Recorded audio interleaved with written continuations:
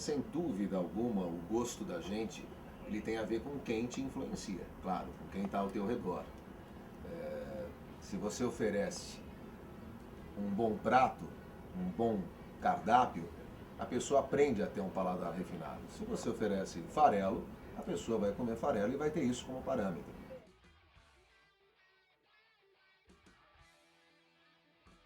Eu, como criança, eu cantava as musiquinhas que as crianças do colégio cantavam, seguia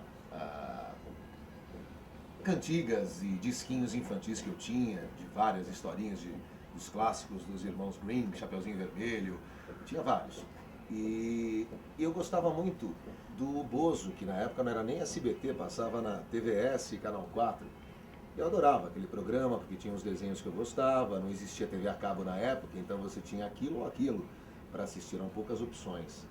E uma vitrola só em casa, numa família de classe média, uma Telefunken que existe até hoje, e está na minha casa, só que o bracinho da vitrola quebrou, infelizmente, estou precisando restaurar, para voltar a ouvir os meus vinis. Então, com essa uma vitrola, eu me lembro que numa família democrática, de esquerda, que nós somos todos com muito orgulho, a gente dividia, socialistamente falando, a vitrola entre os dois. Então, ora ele podia ouvir os discos dele, eram discos de rock, porque ele era mais heavy metal mesmo, e ora eram os meus do Bozo. Eu lembro que eu tinha um, que tinha uma música infernal, chamada Chuveiro, Chuveiro, talvez os mais antigos lembrem.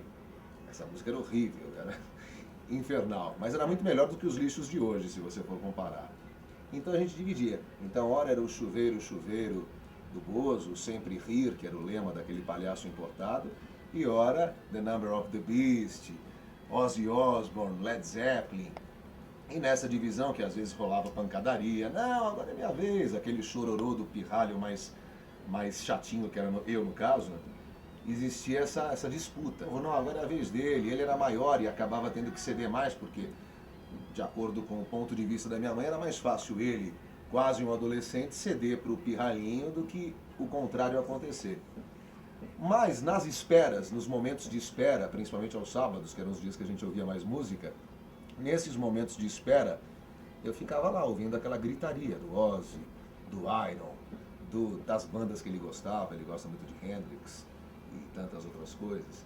E aí eu fui me acostumando com aquilo. E eu sempre gostei de filmes de terror. E o Ozzy, pra mim, tinha saído de um filme de terror na minha cabeça, porque aquela coisa de arrancar um morcego com a boca, o Iron Maiden, o Ed, é um personagem de filme de horror. Toda a cena, todo o contexto é horror, como Alice Cooper e tantos outros. Então eu comecei a me familiarizar com aquilo e a gostar daqueles gritos. E aí cantarolava tudo errado junto, até que quando, eu não sei te dizer o momento exato, mas foi assim, paulatinamente, eu percebia que nas minhas vezes eu estava pondo o disco dele, a bolacha dele. Então eu acho que essa foi, acho não, tenho certeza que esse foi a minha incursão nesse universo rock and roll.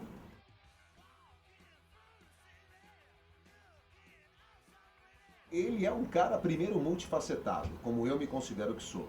Não estou me comparando a ele porque eu acho que eu tenho que reencarnar umas 10 vezes para chegar ao talento dele.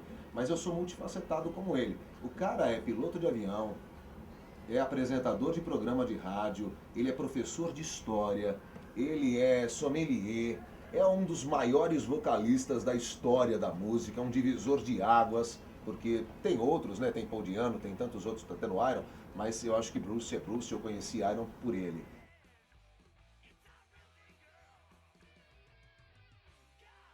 Um belo dia eu recebi um telefonema de uma editora, a Márcia da Universo dos Livros, que acho que conseguiu meu contato através de um amigo meu, e me fez um convite de escrever um prefácio. Eu fiquei muito feliz, porque até então eu nunca tinha escrito formato físico. Escrevo no blog da Kiss, escrevo no meu blog, textos sobre as bandas que eu gosto, dicas de discos que eu acho bacana o público conhecer, o meu público que gosta de mim conhecer, mas num livro que eu tenho esse tesão de folhear livros ainda, apesar de 80% hoje da minha leitura ser digital, mas eu ainda sou tradicional nesse quesito, conservador nesse quesito, de achar importante você sentir o cheiro de um livro, folhear, ver a foto, pegar, assim como um bom disco, né? É diferente de você baixar uma música. Veio esse convite de escrever sobre a banda, uma das bandas mais importantes da minha vida, musicalmente falando, influências, que era sobre o Iron Maiden. Então eu fiquei muito feliz, achei um desafio. No começo eu até falei, poxa, mas nem sei se me sinto à altura de uma banda tão importante, acho que tem gente mais especializada e com mais know-how do que eu para isso. Mas aceitei. E aí sentei lá no meio de... Antes era no meio de drinks e cigarros, hoje eu sou ex-fumante, graças a Deus.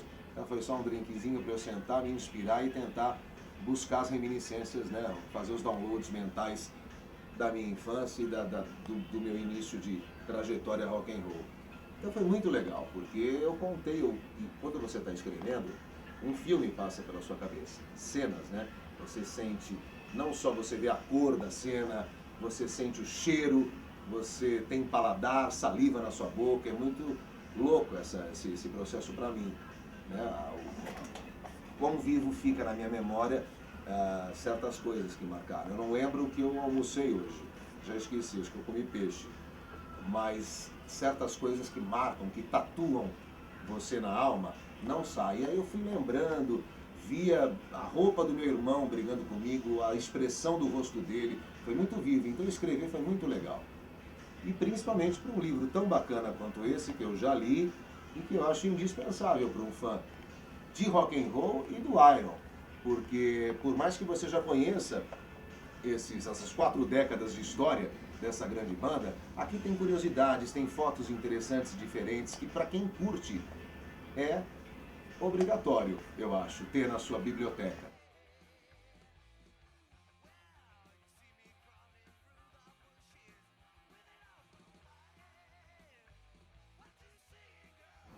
O rock and roll não é só um estilo musical, está muito além do sexo, drogas e rock and roll, que é uma tríade que eu acho que até já caducou, porque as drogas, na minha opinião, não merecem estar aí nesse triângulo, porque elas destroem. A gente já perdeu tanta gente legal que podia estar aí oferecendo muita coisa legal e que não está mais em razão delas.